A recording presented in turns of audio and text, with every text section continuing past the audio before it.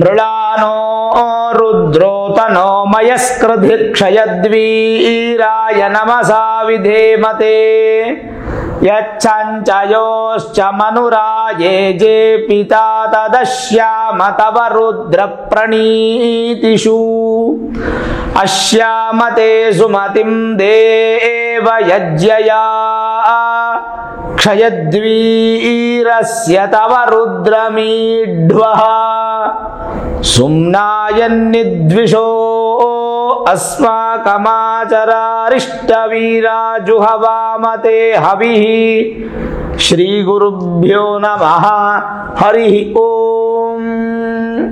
ಆತ್ಮೀಯ ಪ್ರಿಯ ಪ್ರೇಕ್ಷಕ ಮಿತ್ರರೇ, ನಿಮ್ಮೆಲ್ಲರ ಜೀವನ ಸದಾ ಕ್ಷೇಮದಾಯಕ, ಲಾಭದಾಯಕ, ತೃಪ್ತಿದಾಯಕವಾಗಿರಲಿ ಅಂತ ನನ್ನ ಆರಾಧ್ಯ ದೇವಿ ಹೊರನಾಡು ಅನ್ನಪೂರ್ಣೇಶ್ವರಿಯ ಪಾದಗಳಿಗೆ ನಮಸ್ಕರಿಸ್ತಾ, ಪ್ರಿಯ ಪ್ರೇಕ್ಷಕ ಮಿತ್ರರೇ, ನಾಡಿನ ಸಮಸ್ತ ವೀಕ್ಷಕರಿಗೂ ಕ್ರೋಧಿನಾಮ ಸಂವತ್ಸರದ ಯುಗಾದಿ ಹಬ್ಬದ ಹಾರ್ದಿಕ ಶುಭಾಶಯಗಳು. ಏಪ್ರಿಲ್ 9ನೇ ತಾರೀಕು ಯುಗಾದಿ ಹಬ್ಬ. ನಿಮ್ಮ ಮನಸ್ಸು, ಶರೀರ, ನಿಮ್ಮ ಕುಟುಂಬ, ನಿಮ್ಮ ಧನ ಸಂಪತ್ತು ಬಲಿಷ್ಠವಾಗಲಿ ಅಂತ ಹೇಳಿ ನಾನು ಕೂಡ ಭಗವಂತ ಹಾಗೂ ಭಗವತಿಯನ್ನು ಪ್ರಾರ್ಥನೆ ಮಾಡ್ತೇನೆ. ಹಾಗಾದ್ರೆ ಕನ್ಯಾ ರಾಶಿಯವರಿಗೆ ಹೇಗಿದೆ, ಏಪ್ರಿಲ್ ತಿಂಗಳಲ್ಲಿ ಮಾಸ ಭವಿಷ್ಯ ಹೇಗಿದೆ ಅನ್ನುವಂಥದ್ದನ್ನ ಈ ವಿಡಿಯೋ ನಾವು ನೋಡೋಣ. ನೋಡಿ, ಈ ಮಾಸ ಭವಿಷ್ಯ ಅಂತ ಬಂದಾಗ ಕನ್ಯಾ ರಾಶಿಯವರಿಗೆ ಈಗ ಪ್ರಸ್ತುತ ಅಂತೂ ಗುರುಬಲ ಇಲ್ಲ ಕನ್ಯಾ ರಾಶಿಯವರಿಗೆ. ಆದ್ರೆ ಈ ತಿಂಗಳು ಕಳೆದ್ರೆ ಗುರುಬಲ ಪ್ರಾರಂಭ ಆಗುತ್ತೆ, ಉತ್ತಮವಾಗಿರ್ತಕ್ಕಂಥ ಬಲ ಅನ್ನುವಂಥದ್ದು ನಿಮಗೆ ಸಿಗುತ್ತೆ. ನೋಡಿ, ಈ ಗ್ರಹಗಳ ಬದಲಾವಣೆ 9ನೇ ತಾರೀಕು ಬುಧ ಬಂದು, ಅಂದ್ರೆ ನಿಮ್ಮ ರಾಶಿಯಾಧಿಪತಿ ಬುಧ ಬಂದು 7ನೇ ಮನೆಗೆ ಬರ್ತಾ ಇದ್ದಾರೆ. ಹಾಗೆ 13ನೇ ತಾರೀಕು ರವಿ 7ನೇ ಮನೆಯಿಂದ 8ನೇ ಮನೆಗೆ ಹೋಗ್ತಾ ಇದ್ದಾರೆ, ಉಚ್ಚ ಸ್ಥಾನಕ್ಕೆ ಹೋಗ್ತಾ ಇದ್ದಾರೆ, ಪಾಸಿಟಿವ್.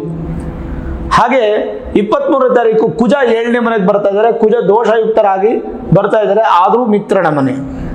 24ನೇ ತಾರೀಕು ಶುಕ್ರ 8ನೇ ಮನೆಗೆ ಬರ್ತಾ ಇದ್ದಾರೆ, ಇದು ಒಂದು ಹಂತಕ್ಕೆ ಪಾಸಿಟಿವ್ ಅಷ್ಟೇ, ತುಂಬಾ ದೊಡ್ಡ ಪಾಸಿಟಿವ್ ಅಲ್ಲ.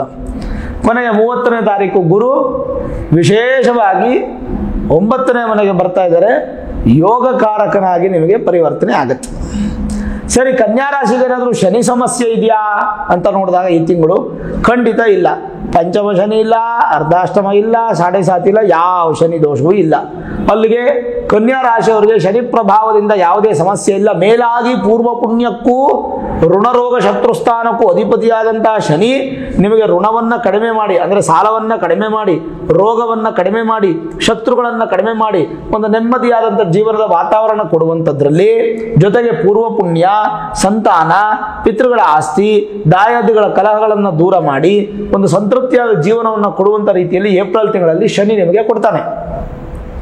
ಇನ್ನು ನಿಮ್ಮ ರಾಶಿಯಾಧಿಪತಿ ಬುಧ ಎಲ್ಲಿದ್ದಾರೆ?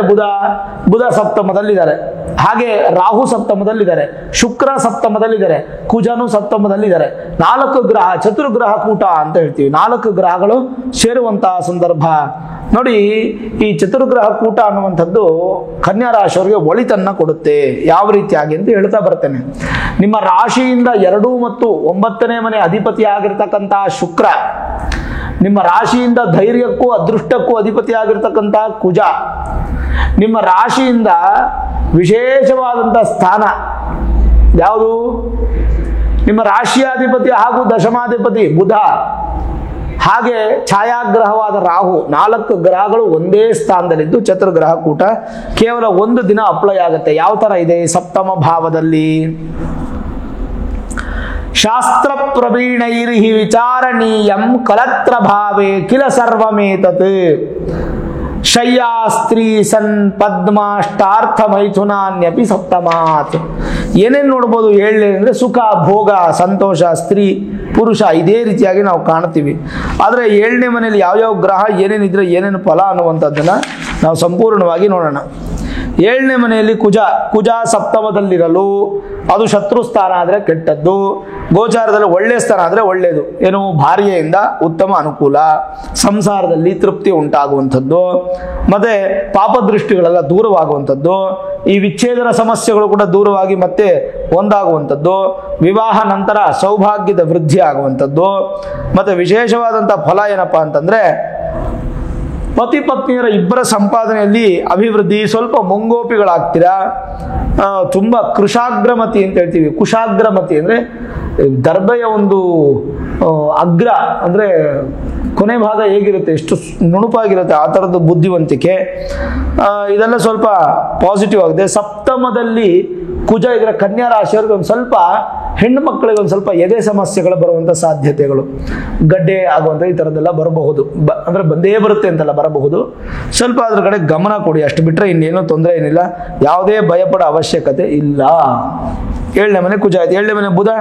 ಸಪ್ತಮದಲ್ಲಿ ಬುಧನಿರಲು ಧರ್ಮಜ್ಞರು, ಪ್ರತಿಭಾವಂತರು, ಪೀಡಿತರು, ಲೇಖಕರು, ಗಣಿತ ಖಗೋಳ ಶಾಸ್ತ್ರಜ್ಞರು, ಅಧಿಕ ಪಾಂಡಿತ್ಯ ಅಂದರೆ ಈ ರಿಲೇಟೆಡ್ ಆಗಿ ಉದ್ಯೋಗ ಮತ್ತು ವಿದ್ಯೆ ಓದುವಂಥವ್ರಿಗೆ ಚೆನ್ನಾಗಿದೆ, ವ್ಯವಸಾಯಕ್ಕೆ ಚೆನ್ನಾಗಿದೆ, ವಿದ್ಯಾರ್ಥಿಗಳಿಗೆ ಚೆನ್ನಾಗಿದೆ, ಮತ್ತೆ ಶಕ್ತಿ ಜಾಸ್ತಿ ವೃದ್ಧಿ ಆಗುತ್ತೆ. ಆಮೇಲೆ ಮಾಧ್ಯಮದ ವ್ಯಕ್ತಿಗಳಿಗೆ ತುಂಬ ಒಳ್ಳೆ ಫಲ, ಪ್ರಾಚೀನ ಗ್ರಂಥ ಓದುವಂಥವ್ರಿಗೆ ಬಹಳ ಒಳ್ಳೆ ಫಲ. 7ನೇ ಮನೆ ಬುಧನೂ ಚೆನ್ನಾಗಿದೆ. 7ನೇ ಮನೆ ಶುಕ್ರ. ಸಪ್ತಮದಲ್ಲಿ ಶುಕ್ರ ಇದ್ದರೆ ಸುಂದರವಾದ ಜೀವನವನ್ನ ಅನುಭವಿಸ್ತೀರಾ ಈ ಒಂದು ತಿಂಗಳು. ವ್ಯಾಮೋಹ ಜಾಸ್ತಿ ಇರುತ್ತೆ. ಆಮೇಲೆ ಸ್ವಲ್ಪ ಮಟ್ಟಿಗೆ ಯೂರಿನರಿ ಇನ್ಫೆಕ್ಷನ್ಸು, ಮೋಷನ್ ಇಶ್ಯೂಸು, ಗುಪ್ತಾಂಗಗಳ ತೊಂದರೆಗಳು ಬರಬಹುದು. ಮತ್ತೆ ಕೆಲವೊಂದು ಭೋಗ ಭಾಗ್ಯಗಳು ನಿಮ್ಮನ್ನು ಹುಡುಕೊಂಡ್ಬರುತ್ತೆ. ಶುಕ್ರ ಅದೃಷ್ಟ ಕೊಡ್ತಾನೆ, ಯಾಕಂದ್ರೆ ಅವನು ಉಚ್ಚ ಸ್ಥಾನದಲ್ಲಿದ್ದಾನೆ. ಇನ್ನು ರಾಹು ಸಪ್ತಮದಲ್ಲಿದ್ದಾಗ ಸ್ವಲ್ಪ ಮಟ್ಟಿಗೆ ಸಂಪತ್ತನ್ನ ಕಳ್ಕೊಳ್ಳುವಂಥ ಸಾಧ್ಯತೆ, ದುಡ್ಡು ಹಾಳಾಗುವಂಥ ಸಾಧ್ಯತೆ. ಅದಕ್ಕೊಂದು ಶ್ಲೋಕ ಹೇಳ್ತೀನಿ, ಅದರ ಅರ್ಥ ಹೇಳಲ್ಲ ನಾನು. ಸ್ತ್ರೀ ಸಂಗಾದಧನೋ ಮದೇತ ವಿದುರಹ ಎನ್ನುವಂತೆ ಸಂಪತ್ತನ್ನ ಕಳ್ಕೊಳ್ತೀರಾ, ಮನೋ ದುಃಖಿಗಳಾಗ್ತೀರಾ, ಮನಸ್ಸು ದುಃಖ ಆಗತ್ತೆ. ಆಮೇಲೆ ತೀವ್ರವಾಗಿ ಸ್ವಲ್ಪ ಸ್ಟ್ರೆಸ್ ಅಲ್ಲಿ ಇರ್ತೀರಾ. ಮತ್ತೆ ಅಪವಾದ ಅದೆಲ್ಲ ದೂರ ಆಗಿ ಒಂದು ಸ್ವಲ್ಪ ಸಂತೋಷ ಸಿಗುತ್ತೆ, ಅಪವಾದ ಮಾತ್ರ ಕಡಿಮೆ ಆಗುತ್ತೆ. ಪತಿ ಪತ್ನಿಯರ ಮಧ್ಯೆ ಜಗಳ ಇದ್ರೆ ದೂರವಾಗುತ್ತೆ. ಇದಿಷ್ಟು 7ನೇ ಮನೆ ಗ್ರಹ ಫಲ. ಯಾವುದು ಪರಿಹಾರ ಬೇಕಾಗಿಲ್ಲ ನೋಡಿ, ಪರಿಹಾರ ಏನಿಲ್ಲ ಕನ್ಯಾ ರಾಶಿಗೆ. ಇದೇ ತಿಂಗಳು 30ನೇ ತಾರೀಕು ಕಳೆದ್ಬಿಟ್ರೆ, ಏಪ್ರಿಲ್ ತಿಂಗಳು 30ನೇ ತಾರೀಕು ಕಳೆದ್ಬಿಟ್ರೆ ಕನ್ಯಾ ರಾಶಿಯವ್ರಿಗೆ ಶನಿಯಿಂದ ಬಾಧೆ ಇಲ್ಲ, ಗುರುವಿಂದ ಬಾಧೆ ಇಲ್ಲ. ಗುರು ನಿಮಗೆ ಬಲ ಎಷ್ಟು ಪರ್ಸೆಂಟ್? 100% ಗುರು ಬಲ. ನೇರ 5ನೇ ಮನೆ ದೃಷ್ಟಿ ಬಿದ್ದೋಗುತ್ತೆ. ನಿಮ್ಮ ರಾಶಿಯಿಂದ ಗುರು 9ನೇ ಮನೆ. ಎಷ್ಟು ಬಲಿಷ್ಠವಾದ ಫಲಗಳಂತೀರಾ, ಅಂಥ ಬಲಿಷ್ಠವಾದ ಸುಫಲಗಳು ನಿಮ್ಗೆ ಸಿಗ್ತಾ ಇದೆ ಕಣ್ರಿ. ನಿಜವಾಗ್ಲೂ ಹೇಳ್ತೀನಿ, ಕನ್ಯಾ ರಾಶಿಯವರು ತುಂಬ ಚೆನ್ನಾಗಿರ್ತೀರಾ. ಯಾವ ಪೂಜೆ ಮಾಡ್ಕೋಬೇಡಿ, ಯಾವ ಪರಿಹಾರ ಬೇಕಿಲ್ಲ, ಆರಾಮಾಗಿರಿ. ಹಂಗೇನಾದ್ರೂ ಮಾಡಲೇಬೇಕು ಅಂದರೆ ಗುರು ನಿಮ್ಮ ಮನೆಗೆ ಗುರು ದೃಷ್ಟಿ ಬೀಳ್ತಾ ಇದೆಯಲ್ಲ, ಇನ್ನಷ್ಟು ಚೆನ್ನಾಗಿರ್ಲಿ ಅಂತ ಬೇಕಾದ್ರೆ ನಿಮ್ಮ ಅಕ್ಕಪಕ್ಕ ಸುತ್ತಮುತ್ತ ಯಾವ್ದಾದ್ರು ದೇವಸ್ಥಾನದಲ್ಲಿ ಗುರು ಶಾಂತಿ ಹೋಮ ಮಾಡ್ತಾರೆ ಏಪ್ರಿಲ್ 30. ಅವತ್ತು ಬೇಕಾದ್ರೆ ಒಂದು ಸಂಕಲ್ಪ ಸೇವೆ ಮಾಡಿಸ್ಕೊಳ್ಳಿ, ಒಂದು 500-1000 ಇರುತ್ತೆ, ಮಾಡಿಸ್ಕೊಳ್ಳಿ. ಇಲ್ಲ ಎಲ್ಲೂ ಸಿಕ್ಲಿಲ್ವಾ, ನಾನೇ ಖುದ್ದಾಗಿ ಮಾಡ್ತಾ ಇದ್ದೀನಿ, 333 ರೂಪಾಯಿ ಚಾರ್ಜ್ ಮಾಡ್ತಾ ಇದ್ದೀನಿ ಒಬ್ಬರಿಗೆ. ನಿಮ್ಗೆ ಏನಾದರೂ ಅವಶ್ಯಕತೆ ಇತ್ತು ಅಂತಂದ್ರೆ ಕನ್ಯಾ ರಾಶಿಯವರು ನಿಮ್ಮ ಹೆಸರು, ಉತ್ತರ ನಕ್ಷತ್ರ ರಾಶಿಯನ್ನು ಕಳಿಸಿ ನಿಮ್ಮ ಒಂದು ಇದು ಅಡ್ರೆಸ್ ಅನ್ನ ಕೊಟ್ಟರೆ ನಾವು ಕೊರಿಯರ್ ಮಾಡ್ತೀವಿ. ಪೂಜೆ ಆದ್ಮೇಲೆ ರಕ್ಷೆ ಮಂತ್ರಾಕ್ಷತೆ ದಾರ ನಿಮ್ಮ ಮನೆಗೆ ಕೊರಿಯರ್ ಆಗಿ ಬರುತ್ತೆ. ಅದು ನೀವು ಪ್ರಸಾದ ಸ್ವೀಕಾರ ಮಾಡಬಹುದು. ಅದಕ್ಕೆ ಕೇವಲ 333 ರೂಪಾಯಿ. 3 ಅಂತಂದ್ರೆ ಅದು ನ್ಯೂಮರಾಲಜಿ ಪ್ರಕಾರ ಗುರು 333 ಇಟ್ಟಿದ್ದೀನಿ. ಎಲ್ರಿಗೂ ಅನುಕೂಲ ಆಗುತ್ತೆ ಅಂದ್ರೆ, ನಾನು ಕಮರ್ಷಿಯಲ್ ಆಗಂತೂ ಖಂಡಿತ ಇಲ್ಲ. ನಿಮಗೇನಾದ್ರೂ ಮಾಡಿಸ್ಕೊಳ್ಳೋಕೆ ಅನುಕೂಲ ಇಲ್ಲ ಅಂದಾಗ ನನಗೆ ಹೇಳ್ಬೋದು. ಈ ಕೆಳಗಡೆ ನಿಮ್ಗೆ ನಂಬರ್ ಕಾಣ್ತಾ ಇದೆ, ನಂಬರ್ಗೆ ಫೋನ್ ಮಾಡಿದ್ರೆ ನಿಮ್ಮ ಡೀಟೇಲ್ಸ್ ತಿಳಿಸ್ತಾರೆ, ನೀವು ಪೇಮೆಂಟ್ ಮಾಡ್ಬೋದು. ನಿಮಗೆ ವಿಡಿಯೋ ಫೇಸ್ಬುಕ್ಕಲ್ಲಿ ಮತ್ತು ಯೂಟ್ಯೂಬಲ್ಲಿ ಲೈವ್ ಸ್ಟ್ರೀಮ್ ಆಗುತ್ತೆ. ನಿಮ್ಮ ಹೆಸರು, ಗೋತ್ರ, ನಕ್ಷತ್ರ ಎಲ್ಲ ಅದರಲ್ಲಿ ಬರುತ್ತೆ. ಮನೆಗೆ ಪ್ರಸಾದನೂ ಬರುತ್ತೆ. ಇನ್ನು ಅಷ್ಟಮದಲ್ಲಿ ರವಿ ಇದ್ದಾಗ ಏನು, ರವಿ ಉಚ್ಚನಾಗಿರೋದ್ರಿಂದ ಬಹಳ ಒಳ್ಳೆ ಹತಾಶೆಗಳು ದೂರವಾಗುತ್ತೆ, ಬಂಧುಗಳಿಂದ ಬಲ ಸಿಗುತ್ತೆ, ಸಂಪತ್ತು ವೃದ್ಧಿ ಆಗುತ್ತೆ, ಕಲೆ ಜಾಸ್ತಿ ಆಗುತ್ತೆ, ಅಧಿಕಾರ ಸಿಗುತ್ತೆ. ಕೆಲವೊಂದು ಅಭಕ್ಷ್ಯ ಭಕ್ಷಣಗಳು ಅಂದ್ರೆ ತಿನ್ನಬಾರದಂತ ಪದಾರ್ಥಗಳು ತಿಂದು ಹೊಟ್ಟೆ ಕೆಡಿಸ್ಕೋತೀರ, ಹುಷಾರಾಗಿರಿ. ಇದೆಲ್ಲ ಸ್ವಲ್ಪ ಹೇಳ್ತೀವಿ ನಾವು.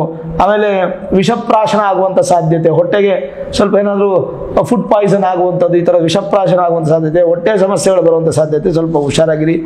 ಅದು ಬಿಟ್ಟರೆ ಇನ್ನೇನು ಸಮಸ್ಯೆ ಇಲ್ಲ. ಓವರ್ ಆಲ್ ನೋಡಿದಾಗ ಕನ್ಯಾ ರಾಶಿಯವರು ಅದ್ಭುತವಾದಂಥ ಯೋಗ ಫಲವನ್ನು ಅನುಭವಿಸ್ತೀರಾ. ನನಗೆ ಹೆಚ್ಚು ಕನ್ಯಾ ರಾಶಿಯವ್ರ ಬಗ್ಗೆ ಏನು ಹೇಳೋಕ್ಕೆ ಇಂಟ್ರೆಸ್ಟೇ ಬರ್ತಲ್ಲ, ಯಾಕೆಂದರೆ ಅಷ್ಟು ಬಲ ಇದೆ, ಗುರುಬಲ. ಆಮೇಲೆ ಇದೇ ತಿಂಗಳು 6ನೇ ತಾರೀಕು ನಿಮಗೆ ಶನಿ ಪ್ರದೋಷ ಬರುತ್ತೆ. ಅವತ್ತು ಶನೀಶ್ವರನ ಒಂದು ಅನುಗ್ರಹಕ್ಕೋಸ್ಕರ ಶಿವನ ದೇವಸ್ಥಾನಕ್ಕೆ ಹೋಗಿ ನಂದಿಗೆ ಮತ್ತೆ ಶಿವನಿಗೆ ಮಾಡುವಂಥ ಅಭಿಷೇಕವನ್ನು ದರ್ಶನ ಮಾಡಿ. ಆಮೇಲೆ 19ನೇ ತಾರೀಕು ಶುಕ್ರ ಜಯಂತಿ ಇದೆ. ಯಾರ ಜಾತಕದಲ್ಲಿ ಶುಕ್ರ ಬಲಹೀನವಾಗಿದ್ದಾರೋ ಅವತ್ತು ಶುಕ್ರ ಜಯಂತಿ ದಿನ ಶುಕ್ರ ಶಾಂತಿ ಮಾಡಿಸ್ಕೊಳ್ಳಿ. ಇನ್ನು 8ನೇ ತಾರೀಕು ಅಮಾವಾಸ್ಯೆ ಇದೆ, ಏಪ್ರಿಲ್ 8. ಆಮೇಲೆ ಏಪ್ರಿಲ್ 23ನೇ ತಾರೀಕು ಪೌರ್ಣಮಿ. ಅವತ್ತು ಬೆಂಗಳೂರು ಕರಗ ಕಂಡ್ರಿ, ಅದ್ಭುತವಾದಂಥ ಒಂದು ದಿನ ಬೆಂಗಳೂರು ಕರಗ. ಆ ಕರಗ ಮಹೋತ್ಸವವನ್ನು ನೀವೆಲ್ಲರೂ ನೋಡಲೇಬೇಕು. ದ್ರೌಪದಿ ತಾಯಿ ಶಕ್ತಿ ಇದೆ, ಆದಿಶಕ್ತಿ, ಅಗ್ನಿ ನೇತ್ರ ಅವಳು, ಅಗ್ನಿ ಅಗ್ನಿ ನೇತ್ರಾಯ ವಿದ್ಮಹೆ ಆದಿಶಕ್ತಿ ರೂಪಾಯ ಧೀಮಹಿ ತನ್ನೋ ದ್ರೌಪದಿ ಪ್ರಚೋದಯಾತ್ ಅಂತಹ ದ್ರೌಪದಿಯ ಕರಗ ಇರೋದ್ರಿಂದ ಎಲ್ಲರೂ ನಾಡಿನ ಮೂಲೆ ಮೂಲೆ ಇರತಕ್ಕಂಥ ಎಲ್ಲ ಭಕ್ತಾದಿಗಳು ಬಂದು ಆ ತಾಯಿಯನ್ನು ದರ್ಶನ ಮಾಡಿಕೊಂಡು ವಿಶೇಷವಾಗಿ ಕರಗ ಮಹೋತ್ಸವದಲ್ಲಿ ಪಾಲ್ಗೊಳ್ಬೇಕು. ಓವರಾಲ್ ನೋಡಿದಾಗ ಕನ್ಯಾ ರಾಶಿಯವರಿಗೆ ಯಾವ ಪರಿಹಾರ ಬೇಡ, ಬೇಕಾದರೆ ಗುರು ಶಾಂತಿ ಒಂದು ಮಾಡಿಕೊಡಿ ಇಫ್ ಯು ಆರ್ ಇಂಟ್ರೆಸ್ಟೆಡ್. ಅದು ಬಲವಂತ ಅಲ್ಲ, ಯಾಕಂದರೆ ಗುರು ನಿಮಗೆ ಯೋಗ ತರುವಂಥವನೇ ಹೊರತು ಯೋಗ ಕಿತ್ಕೊಳ್ಳೋವಂಥವನಲ್ಲ. ಪಾಸಿಟಿವ್ ಆಗಿರೋದನ್ನ ಚಿಂತೆ ಮಾಡೋದು ಬೇಡ, ಧೈರ್ಯವಾಗಿರಿ, ಒಳ್ಳೆಯದಾಗಲಿ. ಈ ಕ್ರೋಧಿನಾಮ ಸಂವತ್ಸರದ ಯುಗಾದಿ ಹಬ್ಬ ನಿಮ್ಮೆಲ್ಲರ ಮನಸ್ಸು ಸಂತೋಷ ಮಾಡಲಿ, ಬಲಿಷ್ಠವಾಗಿರಲಿ ಅಂತ ಮತ್ತೊಮ್ಮೆ ನಾನು ಪ್ರಾರ್ಥನೆ ಮಾಡ್ತಾ, ನಾಡಿನ ಸಮಸ್ತ ವೀಕ್ಷಕರಿಗೂ ಯುಗಾದಿ ಹಬ್ಬದ ಹಾರ್ದಿಕ ಶುಭಾಶಯಗಳನ್ನು ಮತ್ತೊಮ್ಮೆ ಹೇಳ್ತಾ, ಈ ವಿಡಿಯೋ ಇಷ್ಟ ಆಗಿದ್ರೆ ಲೈಕ್ ಮಾಡಿ, ಶೇರ್ ಮಾಡಿ, ಮುಖ್ಯವಾಗಿ ನಮ್ಮ ಚಾನಲ್ಗೆ ಸಬ್ಸ್ಕ್ರೈಬ್ ಮಾಡಿ, ಬೆಲ್ ಐಕಾನ್ ಅನ್ನು ಪ್ರೆಸ್ ಮಾಡಿ. ಪ್ರತಿನಿತ್ಯ ನಾನು ಪೂಜೆ ಮಾಡುವಂತಹ ನನ್ನ ಆರಾಧ್ಯ ದೇವಿ ಹೊರನಾಡು ಅನ್ನಪೂರ್ಣೇಶ್ವರಿ ಆಶೀರ್ವಾದ ಅನುಗ್ರಹ ಸದಾಕಾಲ ಮತ್ತೊಮ್ಮೆ ನಿಮ್ಗೆ ಸಿಗಲಿ ಅಂತ ಪ್ರಾರ್ಥನೆ ಮಾಡ್ತಾ, ಸರ್ವೇ ಜನಾಃ ಸುಖಿನೋ ಭವಂತು, ಸಮಸ್ತ ಸನ್ಮಂಗಳಾನಿ ಭವಂತು.